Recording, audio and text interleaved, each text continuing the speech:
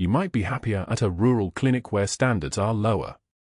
That is what Dr. Whitfield said 47 minutes before the Navy SEAL arrived bleeding out and the nurse he wanted gone became the only person who could save him. Cedar Creek Medical in Houston smells like antiseptic and ambition. Fluorescent lights hum over polished linoleum where Laura Bennett moves like a shadow, competent hands updating charts with methodical precision. She wears long sleeves despite the Texas heat, covering scars that trace up her forearms like a map of somewhere she's not supposed to remember. In her scrub pocket, pressed against her ribs, a tarnished challenge coin she touches when no one's watching. The only proof she ever existed before Cedar Creek.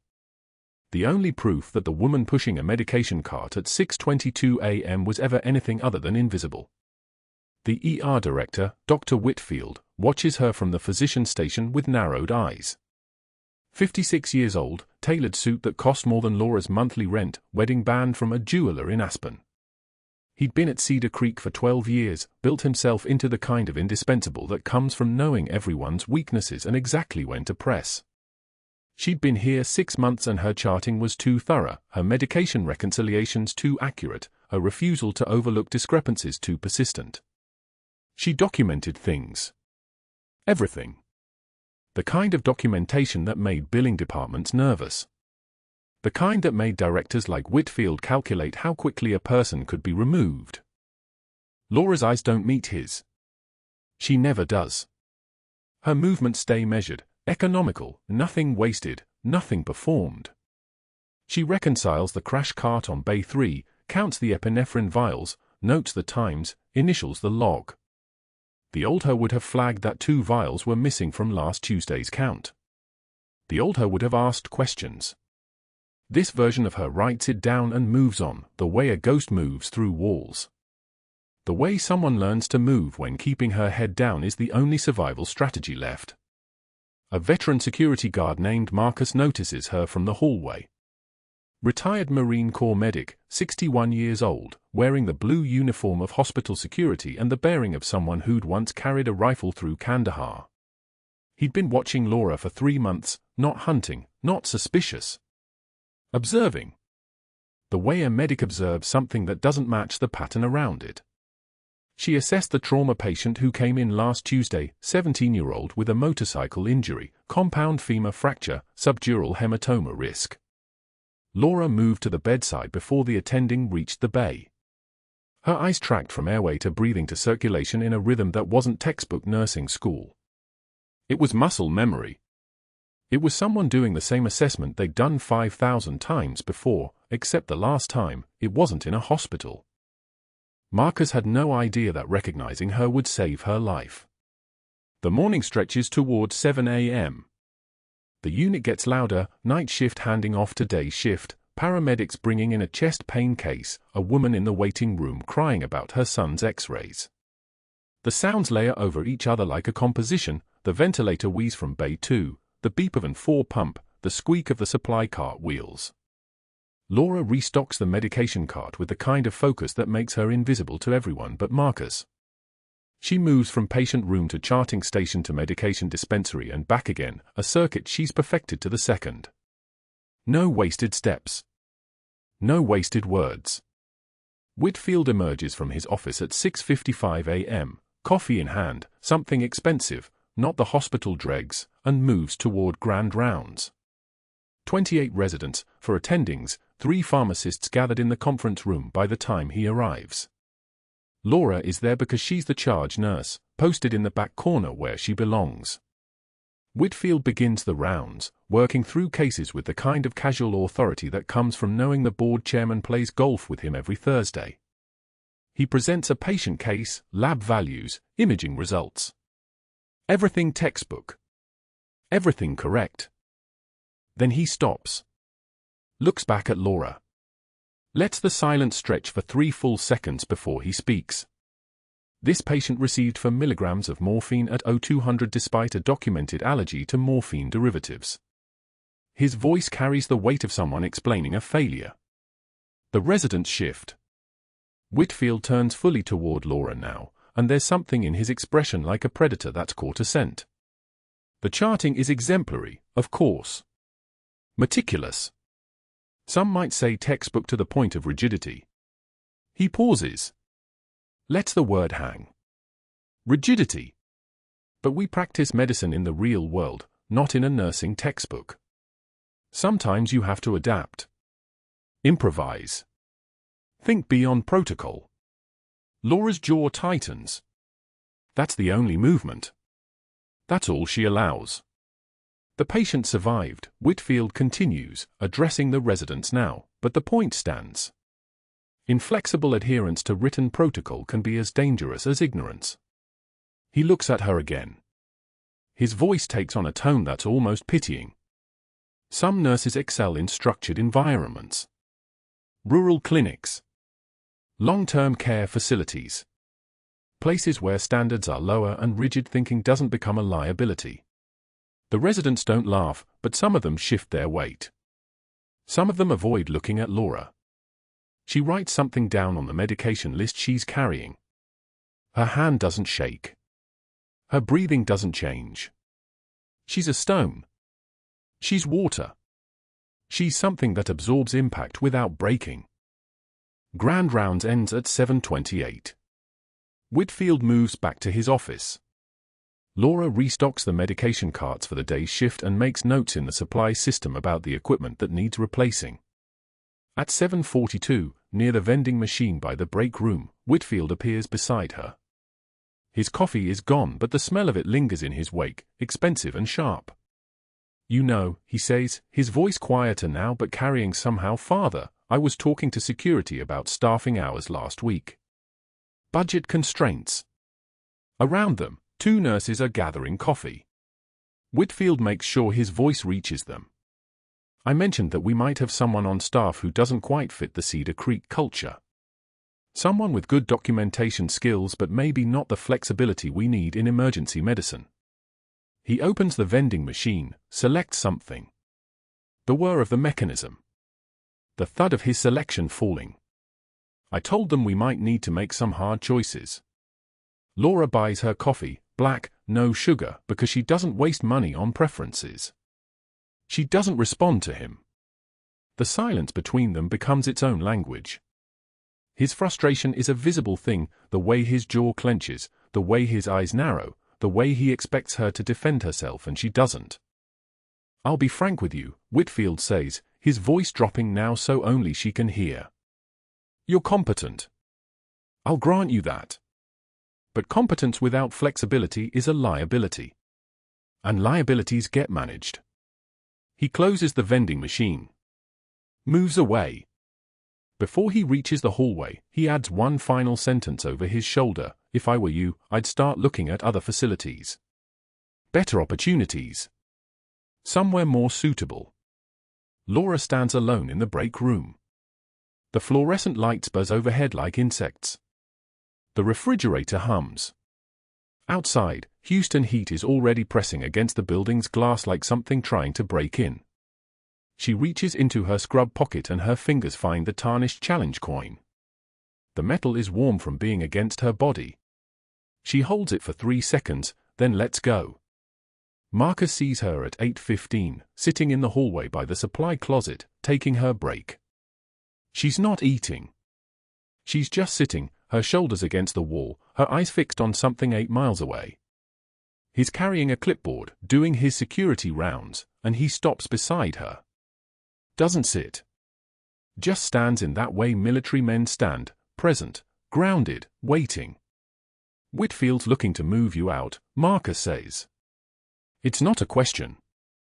Laura's eyes shift to him. Not warm, but not cold either. Professional. Careful. "I'm aware. You move the way people move who've been downrange." Marcus adjusts his belt. His badge catches the fluorescent light. "That needle angle you used on the chest pain patient last month, nobody teaches that in nursing school. They teach it in military medicine courses.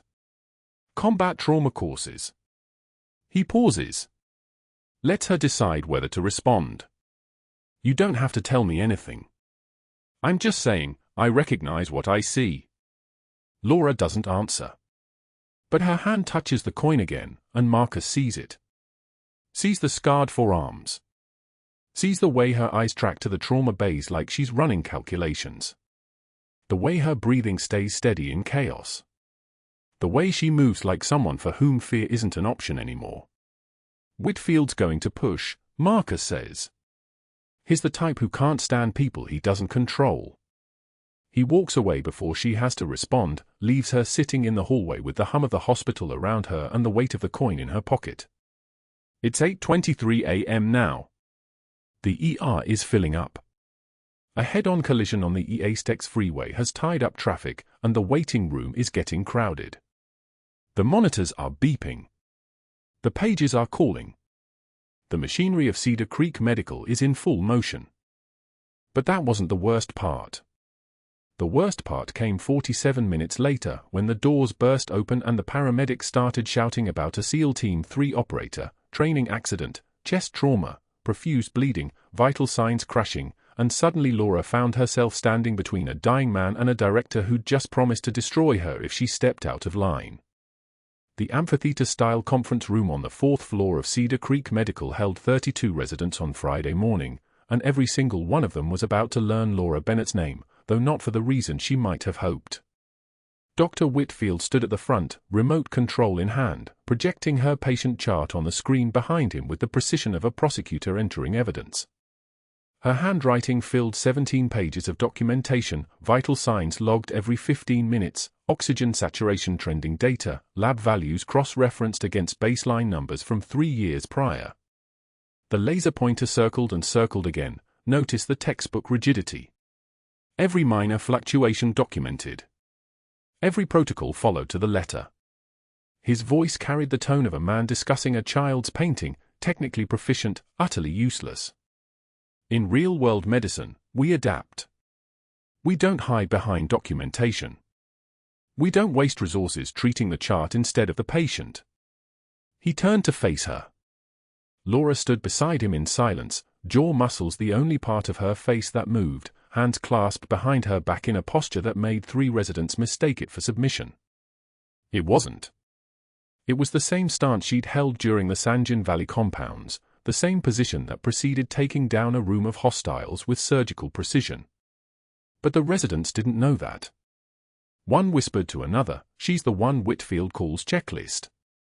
The other nodded, already making mental notes about how not to practice medicine, taking his cues from a man whose real specialty was billing phantom consults to insurance companies. The projection switched to a second patient chart, this one worse. Nurse Bennett ordered 7 labs on a stable post-operative patient. 7. The patient was alert, vitals normal range, no acute changes. But she insisted on running blood work, cultures, even a lactate level. Whitfield shook his head as if observing human error so profound it defied explanation. Cost the hospital approximately $1,400 in unnecessary testing. The patient recovered without incident, as we knew she would. He paused. He was good at pausing, the theatrical kind that lets silence do the work of humiliation. Competence in nursing isn't about following protocols, Nurse Bennett. It's about judgment. Clinical intuition. Knowing when to stand down. The residents shifted in their seats. Laura's breathing remained even. Her eye stayed fixed on the back wall. But her right hand, hidden behind her back, curled into a fist tight enough that her nails carved crescents into her palm. This was stage 2 of the escalation, the public dismantling, the systematic destruction of credibility in front of an audience of people who would carry his version of her competence forward into their own careers. He wasn't done. The afternoon brought what Whitfield probably thought was his masterpiece of condescension. The third-floor vending machine hallway, fluorescent lights humming their monotonous frequency, the smell of stale coffee and plastic cups. 2 attendings flanked him like a security detail. He positioned himself between Laura and the machine she'd been reaching for, his voice turned up just loud enough for the surrounding nurses to hear, checklist. Still documenting oxygen saturations every 15 minutes. He laughed, the kind of laugh that invited the attendings to laugh with him. You know that's why your patients complain you never talk to them. You're too busy playing by the book. Too busy with your precious checklists. One of the attendings smiled. The other looked away. Laura selected her coffee from the slot below, fed in her money, hit the button with a deliberate press. The machine hummed and dispensed the cup. She turned to leave. Maybe nursing wasn't the right career choice, Whitfield called after her. Maybe you'd be happier at some rural clinic where standards are lower. Where people appreciate that kind of methodical approach. The words followed her down the hallway like a wake. She made it 3 steps before her hand shook. Just slightly. Just enough to slosh coffee onto the tile floor in 2 small drops that caught the fluorescent light. She didn't look back. She didn't acknowledge him. But inside her scrub pocket, the challenge coin felt heavier than it had that morning. Then came the moment that crossed a line, even for him. 3 p.m., patient room 412, a 42-year-old construction worker admitted for routine appendectomy, recovering nominally but with borderline sepsis markers in his most recent draw, WBC at 14,200, lactate slightly elevated at 2.1, temperature trending upward. Nothing screaming emergency, but everything whispering caution. Laura entered the room for her 3 o'clock assessment and caught it immediately, the subtle shift in the patient's presentation, the glassy look, the way he asked if she could turn down the temperature. She double-checked the chart. Temperature had climbed from 98.8 to 101 for over 6 hours.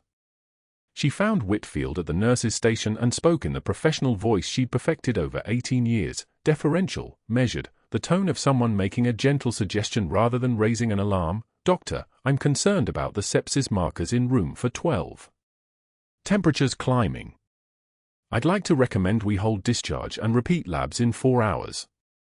Whitfield didn't look up from his computer. Patient stable. Fever's not uncommon. Post-op discharge is scheduled for 1600 hours. Laura didn't move. His lactate's elevated. Temperature trajectory is concerning. He may need. Whitfield's voice dropped. That was the moment that made her understand she'd miscalculated his tolerance for challenge.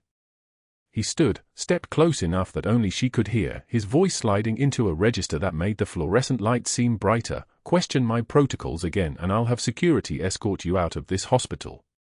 He smiled. "Are we clear? Checklist." Laura met his eyes for exactly 2 seconds. Then she nodded once and returned to the medication cart.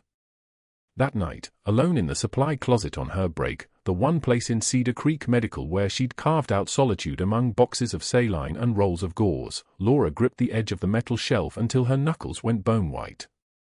Her breathing came in measured counts, 4 seconds in, 6 seconds out, the same technique she'd used in Helmand Province when incoming fire pinned her position and patience was the difference between extraction and body bag. She released the shelf.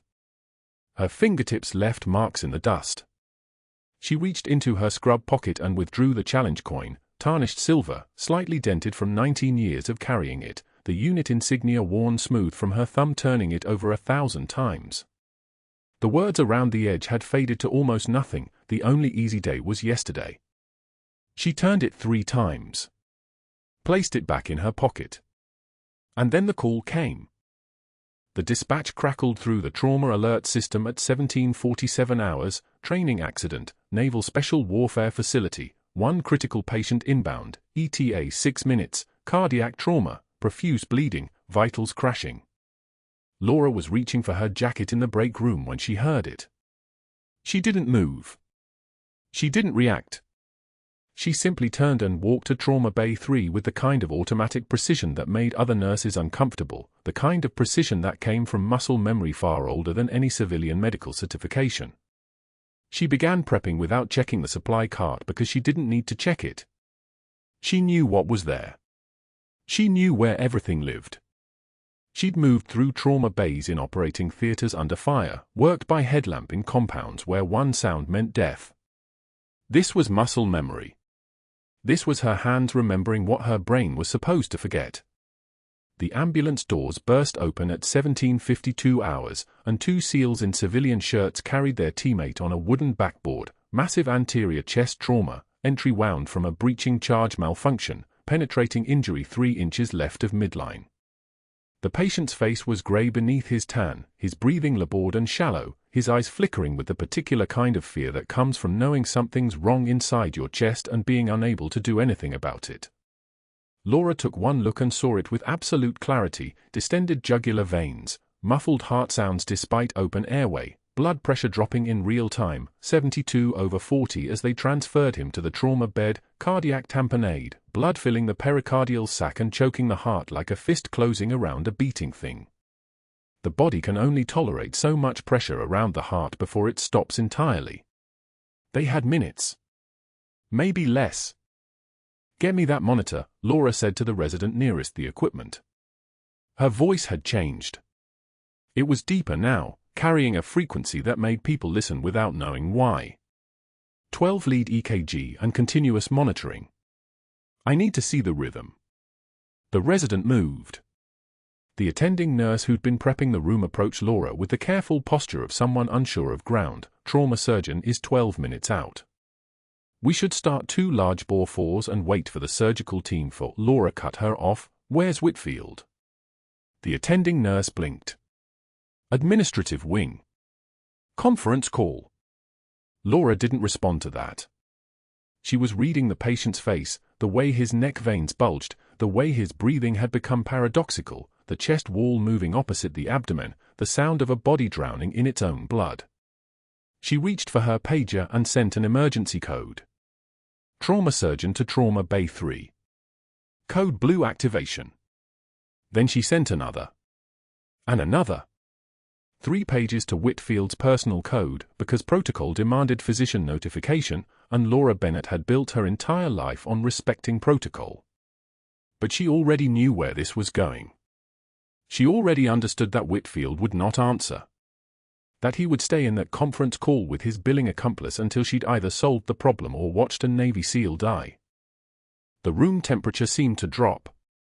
Marcus, the retired Marine Corps medic now working hospital security, watched from the doorway and saw something in Laura's posture shift, saw the way she moved from nurse to something else, something that moved with the terrifying fluid precision of people trained to make impossible decisions under fire. He'd recognized her technique 2 months ago by the vending machines when she disarmed an agitated patient by reading the twitch patterns in his shoulders before he'd even committed to throwing the punch. That was military training. That was downrange experience. The way she was standing now, hands moving with absolute certainty, eyes reading the patient's presentation like a map, that was a different level entirely. That was someone who'd performed procedures in conditions that would make this climate-controlled trauma bay feel like a luxury suite. The attending nurse tried again. "Nurse Bennett, we need to wait for—" Laura cut her off with a voice that wasn't a request and wasn't quite a command yet, but was somewhere in the space between. "Get me an 18-gauge spinal needle. 60cc syringe. Betadine. Now." The attending nurse hesitated. Laura's eyes found hers. Just for a moment. Just enough. The attending nurse moved. The resident moved. Everyone moved except the 2 SEALs, who stood absolutely still with a kind of composure that told Laura they'd already accepted the possibility that this was goodbye. Laura prepped the patient's skin with betadine, her hand steady as surgical lasers, landmark identification precise, the 5th intercostal space, midclavicular line, the exact point where a needle could enter the pericardial sac without perforating lung or coronary artery. She'd done this in Helmand Province twice, both times in darkness, both times while incoming fire stitched patterns across mud walls. This was broad daylight. This was a trauma bay stocked with every piece of equipment money could buy. This should have felt easy. But the weight of what was about to happen pressed down with the density of 19 years of hiding who she was, of standing silent while a man undermined her competence, of carrying a challenge coin as the only proof that she'd ever been anything other than a ghost in scrubs. The attending nurse watched, horror and recognition dawning simultaneously. "You can't, that's not in your scope," and Laura's voice came out low and cold. "Then page someone who'll be here in 3 minutes. Or watch him die." The room went absolutely silent. The fluorescent lights hummed their constant frequency. The heart monitor beeped its steady rhythm, dropping, but steady. 70. 68. 65. And Laura Bennett, who'd spent 6 months being called checklist and being told she didn't belong in real-world medicine, positioned the needle at the precise angle that would save a Navy SEAL's life.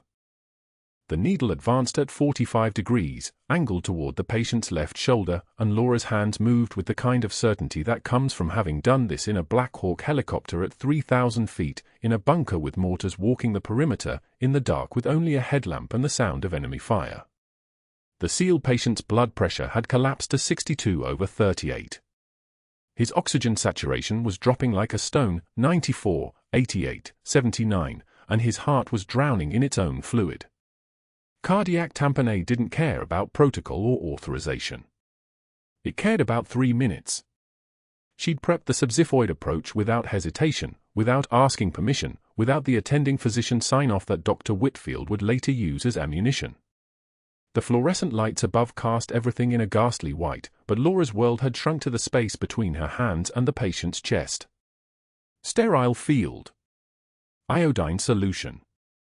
114-gauge angiocath needle in her trembling, no, steady, hand. The word came unbidden, a whisper so quiet only the SEAL could hear it if he still had consciousness enough to listen. The only easy day was yesterday. His eyes flickered.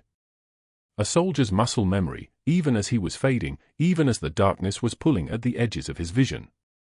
Those words were his creed, his unit motto, words he'd heard 1,000 times in training grounds and deployment zones and mud-soaked forward operating bases. Never from a civilian nurse in Houston. Never from a woman whose name he didn't know. His pupils dilated, then fixed again, but that moment, that recognition, it meant something. It meant she was speaking a language he understood. The needle slid through skin, through muscle, through the fibrous pericardial membrane, and there was the distinctive pop, a sensation like breaking through the surface of water, a small give of resistant surrendering. Laura felt it in her fingertips, in her palm, in the deeper knowing that lived in her bones from 18 years of training and 4 tours through Helmand Province where medicine happened without anesthesia and without certainty and without anyone asking if you had the credentials for it. Dark blood filled the syringe. 60 cubic centimeters of pressure released in seconds. The kind of blood that had been crushing the heart, preventing it from beating properly, slowly strangling the patient from inside his own pericardial sac. Laura pulled back on the plunger and the syringe filled like a terrible reward, like proof that she'd found exactly the right place, that her muscle memory had translated perfectly from desert bunkers to sterile hospital bays. The monitor's beeping changed pitch. The rhythm steadied. His blood pressure began to climb, 70, then 80, then finally stabilizing at 90/60. 90/65. The oxygen saturation started its climb, 75, 82, 88, climbing toward 95 where it needed to be. The attending nurse, a woman named Chen who'd been standing frozen 3 feet away, gasped like she'd been holding her breath the entire time. Maybe she had been. Laura withdrew the needle with the same precision she'd inserted it. Applied pressure to the site. Monitored the vitals like they were the most important numbers in the world because they absolutely were. 15 minutes earlier, this man had been a code blue, a drowning victim pulled from the water too late. Now he was breathing. Now his heart had room to work. Now he had a future that didn't end in this moment. The SEAL teammates who'd been standing in the doorway, 2 men with the bearing of people who'd survived impossible things, exhaled in unison. One of them wiped his eyes with the back of his hand, and Laura looked away because some moments weren't meant to be witnessed. Marcus stepped fully into the room then, the retired Marine medic who'd been watching from the edge of the activity like a ghost observing the living world. His eyes locked onto the precise angle of Laura's needle approach, the confidence in her hand position, the absolute authority of someone who'd done this not once or twice but dozens of times. In his own career, he'd trained for combat medicine, learned the subxiphoid approach through force recon protocols in places that no longer existed on maps. He knew that technique. He knew that needle angle. He knew, with the kind of certainty that comes from recognizing your own reflection in someone else's face, that this woman was not just a nurse. Their eyes met for maybe 2 seconds. He nodded, almost imperceptibly. She nodded back.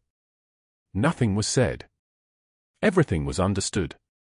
Dr. Whitfield returned from his call approximately 23 minutes later, walking back into the trauma bay with the unhurried stride of a man who believed the world operated according to his schedule.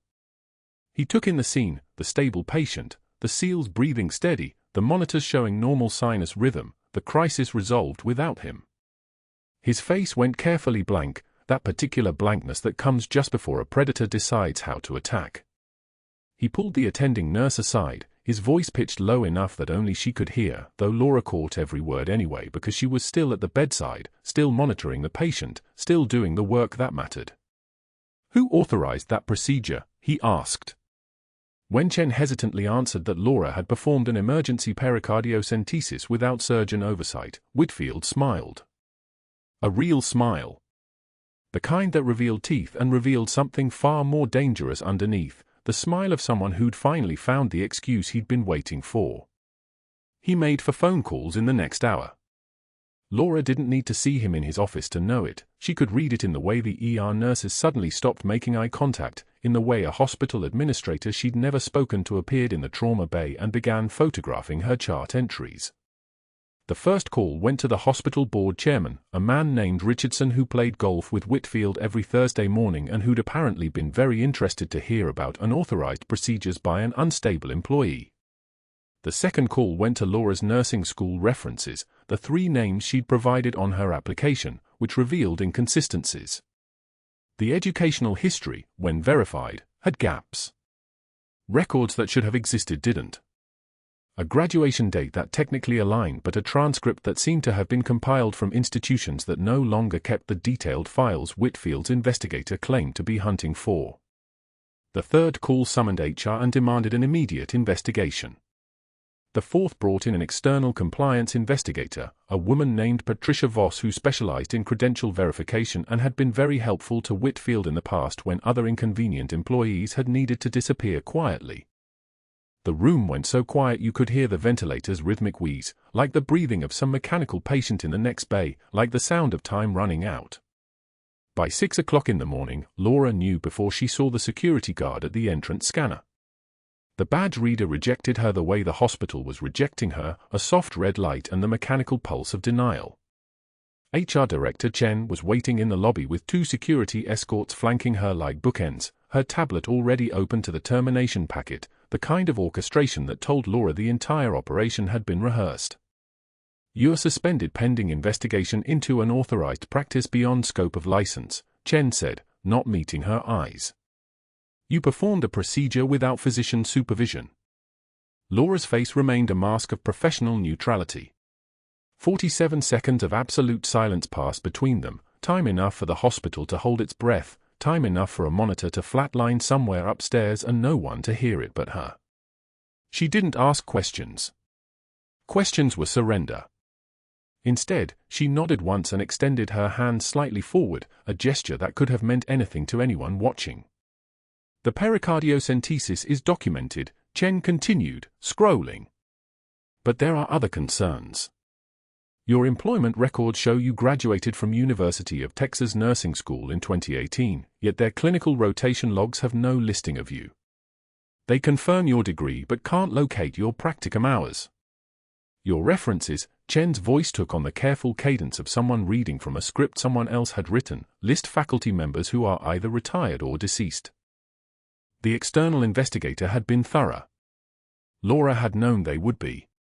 Dr. Whitfield hadn't become the kind of man who moved through Cedar Creek Medical like he owned it by being careless. The fraud she'd documented in his billing patterns would have been invisible if he'd faced anyone else, but he'd faced her instead, and that was the calculation he'd miscalculated. He couldn't kill a problem like Laura with evidence. He could only bury her under procedure and documentation and the deadweight of institutional machinery. A nurse named Patricia Voss, Morrison's supervisor, was waiting with a tablet full of witness statements. "Staff reported unusual behavior," she said, reading with the detachment of someone reviewing inventory numbers. "Long sleeves year-round. Never discusses personal history. In the trauma bay on Tuesday, multiple nurses reported you gave direct orders rather than asking for physician approval. One quote, 'She doesn't act like other nurses. She acts like she's been in combat.'" Combat. The word hung in the air between them like something alive. Security was already at her locker, photographing each item before placing it in a clear plastic bag. Her scrubs. Her stethoscope with the initials she'd carved into the tubing 17 years ago. A framed photograph of mountains in Kandahar province that she'd never explained and no one had asked about. And at the bottom, wrapped in a sock the way soldiers always wrap things, the tarnished challenge coin stamped with the insignia of Naval Special Warfare Command. The coin was roughly the size of a quarter, worn smooth by the friction of 2 decades of hands turning it over in the dark, waiting for orders, waiting for dawn, waiting for extraction that might not come. Laura's right hand moved almost without thought, reaching for the coin before the security guard could photograph it, slipping it into her scrub pocket in one fluid motion that would have looked accidental to anyone who wasn't looking very carefully indeed. Dr. Whitfield found her at the exit, his presence moving toward her like something with its own gravity, his shadow crossing hers before his voice did.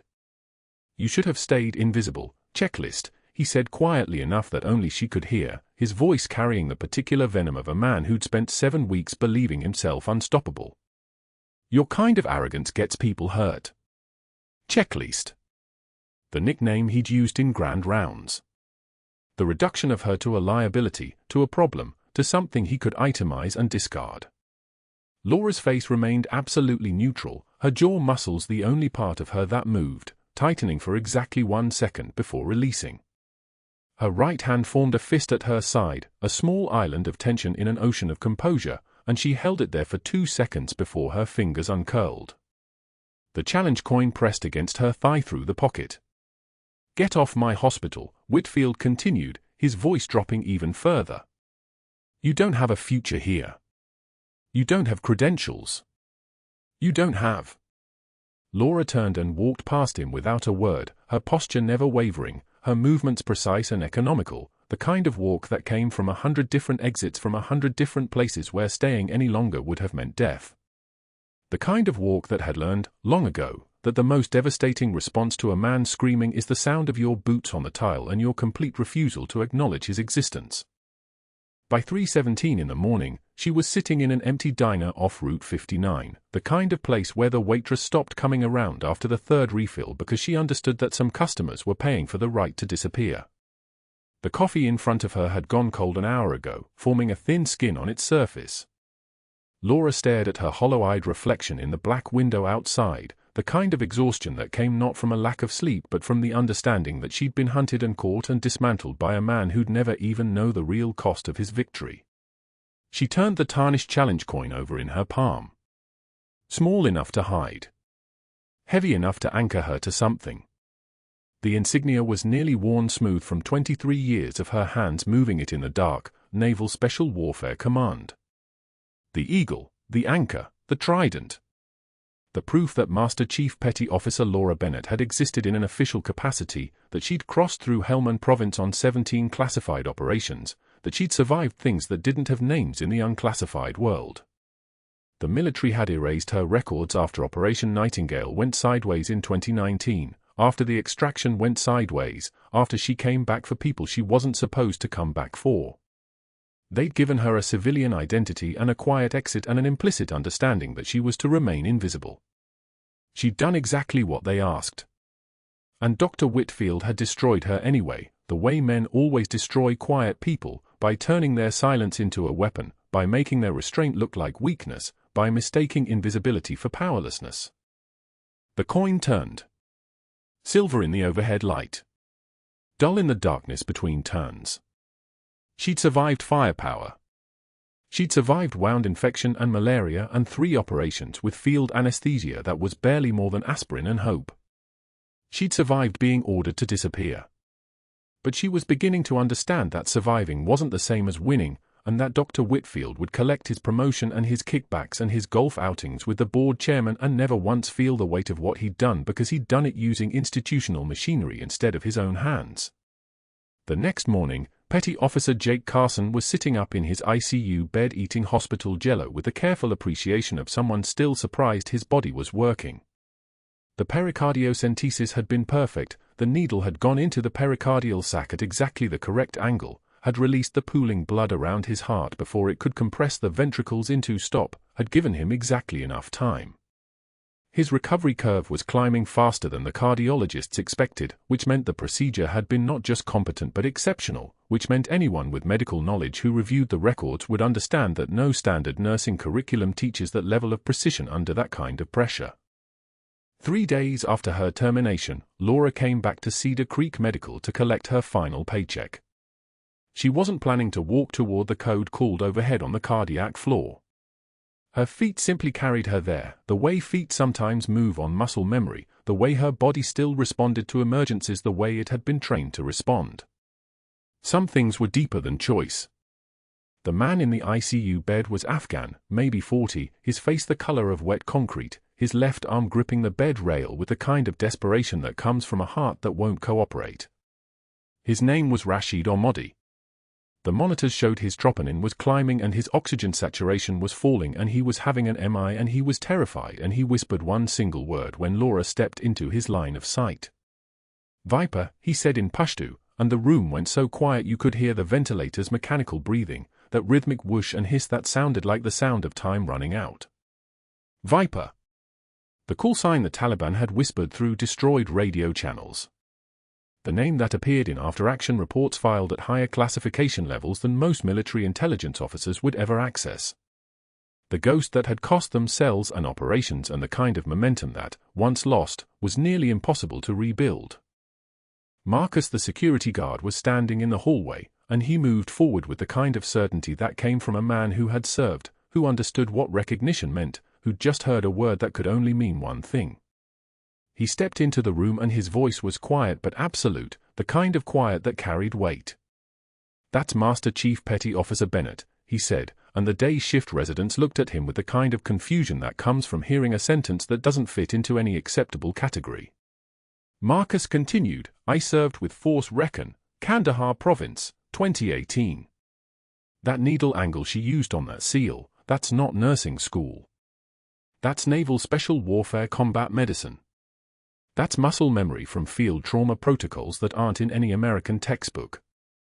Within 30 minutes, there was a Navy Rear Admiral standing in the Cedar Creek Medical Conference Room with a file that had been sealed since 2019, its cover stamped with classification markers that made the hospital board chairman go very still.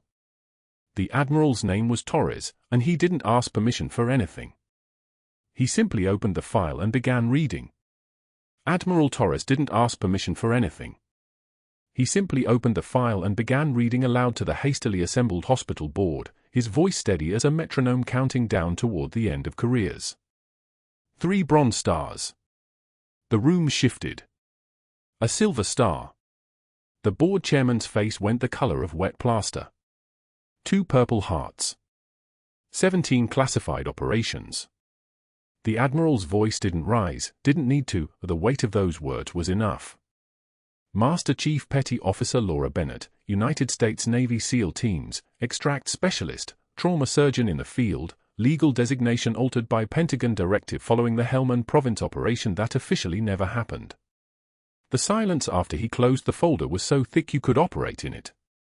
Dr. Whitfield stood at the back of the conference room, watching everything he'd constructed collapse like a building after charges have been set.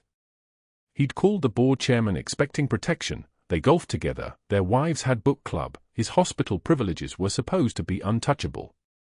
He'd activated his network exactly as planned, the external investigator building the termination case, the credentials check finding inconsistencies, HR packaging the paperwork for immediate termination. But the SEAL patient had sat up in his hospital bed and told them the truth.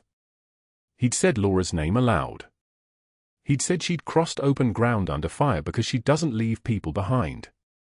And the retired Marine working security, Marcus, the one who recognized her needle angle, had simply nodded and said, "That's Master Chief Petty Officer Bennett," his voice carrying the weight of absolute certainty. What Whitfield hadn't anticipated was that Laura's methodical charting, the documentation he'd publicly mocked as textbook rigidity and inability to adapt, had created a paper trail so clear that compliance investigator Morrison found it within 48 hours. Every discrepancy Laura had quietly noted.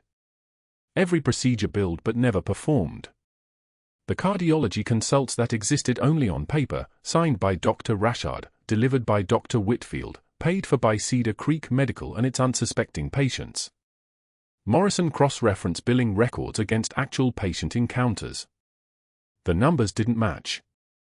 They never had. 17 months of phantom charges. Duplicate procedures. Specialist reviews that had never occurred except in Whitfield's billing system. $240,000 in fraudulent claims. Then $340,000. The investigator's fingers moved across his keyboard like a surgeon's across a sterile field, each keystroke a scalpel opening another layer of fraud. Dr. Rashard, the cardiologist receiving the kickbacks, folded within 6 hours of being confronted by federal healthcare fraud agents. 17 months of split payments, bank statements showing deposits that matched Whitfield's billing schedule with terrifying precision. Rashard signed the cooperation agreement before his attorney could finish explaining immunity. He'd been taking home $12,000 a month for consults he never performed. He spent 3 hours with the agents, listing every fraudulent charge, every payment, every conversation with Whitfield about adjusting the numbers to reflect the actual value of his recommendations. Whitfield had even created a system. Rashard would text him when he was available for the next billing cycle, and Whitfield would backdate the charges, spreading them across the patient records in patterns designed to avoid detection. It was competent fraud, methodical fraud, the kind a man commits when he believes his network will protect him forever. The hospital board chairman tried to contain the damage. He called Whitfield first, told him to lawyer up, assured him the board would stand behind him. Then the Texas Medical Board investigator arrived with federal agents in dark jackets that read Healthcare Fraud Task Force in white letters. Whitfield's office was sealed with yellow tape. His computer was taken as evidence. His hospital privileges were suspended within 2 hours of the federal investigation opening. The board chairman suddenly became unavailable. The golfing buddy, the book club wife connection, none of it mattered. Federal crimes supersede hospital politics. Whitfield tried to blame Laura in his first statement to his attorney. He claimed she'd fabricated the records out of revenge because he was about to terminate her for incompetence. His attorney filed motions, requested delays, demanded discovery. Admiral Torres responded by walking into the hospital board meeting with a file marked classified and laying out Laura's actual military service record in front of 23 witnesses. He read her medical credentials, field trauma surgery, 12 years of documented patient saves in active combat zones, incident reports showing she'd performed emergency procedures under fire that would have been impossible for any ordinary nurse. He said, "This woman has more trauma saves than your entire emergency department staff combined." Her documentation wasn't excessive. It was accurate. You just couldn't afford accuracy. The board chairman stopped returning Whitfield's calls after that. The external investigator, the one Whitfield had hired to build the case against Laura, suddenly began cooperating fully with federal prosecutors, providing copies of all communications from Whitfield that could be construed as instruction to falsify evidence. Whitfield's attorney negotiated a plea agreement within a week. No prison time. Full restitution of $407,000 in fraudulent charges. Permanent revocation of his medical license. 10 years probation. A public statement that he would never practice medicine again in any capacity. The Texas Medical Board issued a formal notice. Dr. Whitfield's name was added to the list of excluded individuals and entities, LEIE, a federal database that every hospital, clinic, and healthcare facility in the country was required to consult before hiring. The network scattered like roaches when the lights come on. The board members who'd supported him issued statements about being unaware of improper billing practices. The specialists who'd received kickbacks started cooperating with investigators. The hospital's compliance officer, who'd helped Whitfield bury the initial billing discrepancies, resigned within 3 days and hired a defense attorney. Cedar Creek Medical's legal team began calculating damages, activating insurance clauses, determining how much it would cost to settle with patients who'd been fraudulently billed. The hospital issued a formal apology to Laura, drafted by 3 attorneys, reviewed by the board, approved by insurance counsel. They offered financial restitution, reinstatement with back pay, and an opportunity to return to her position of senior trauma nurse.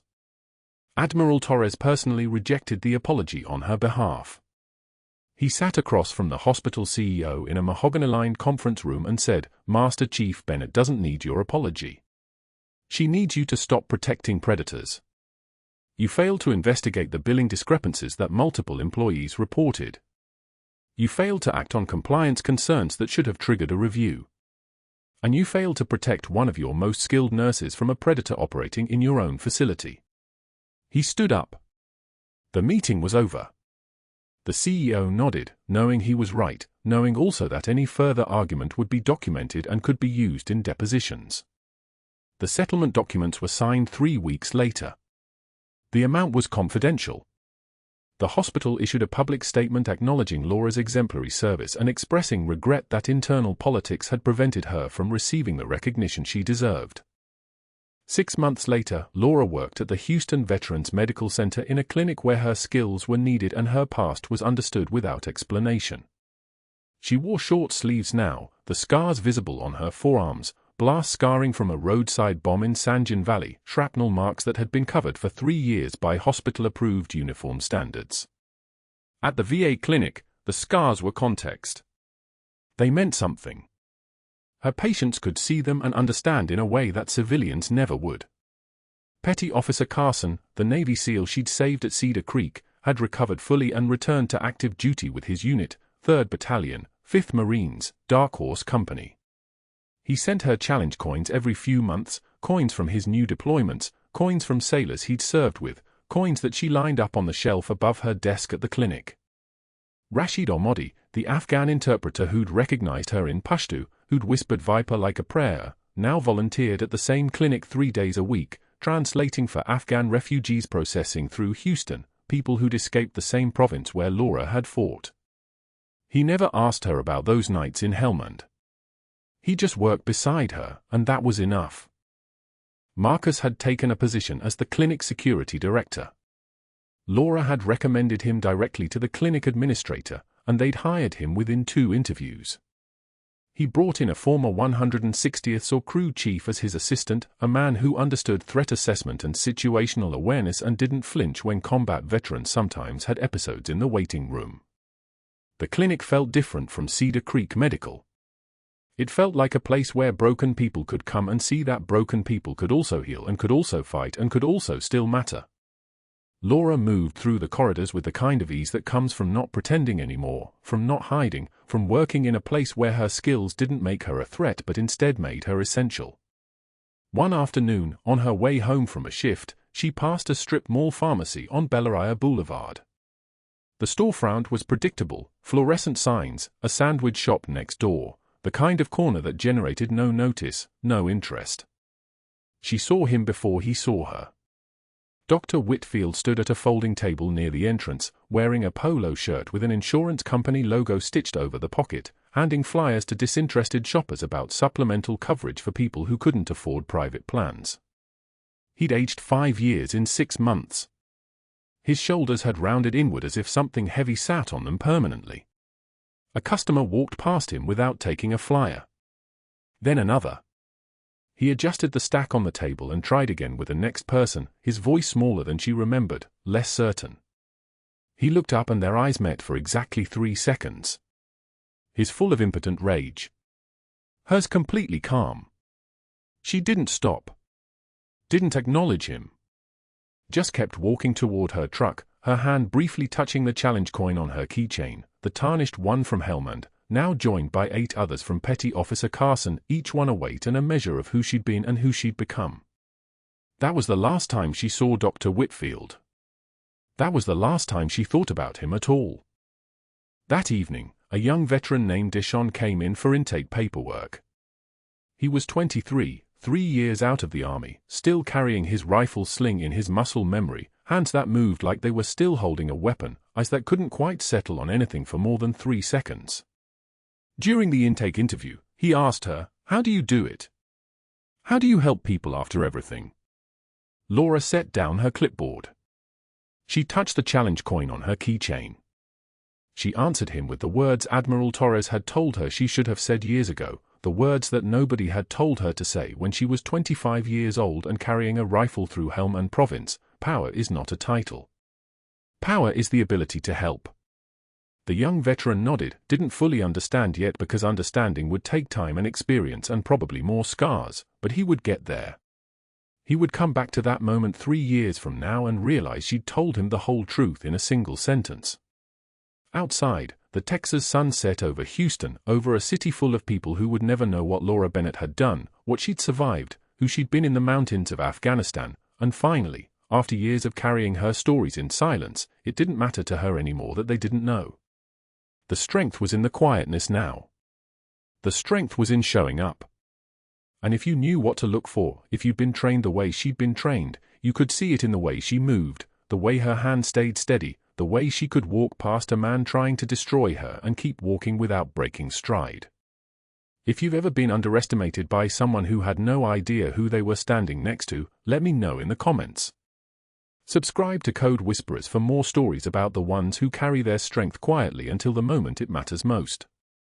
We drop new stories every week, and I'd love to have you along for the next one.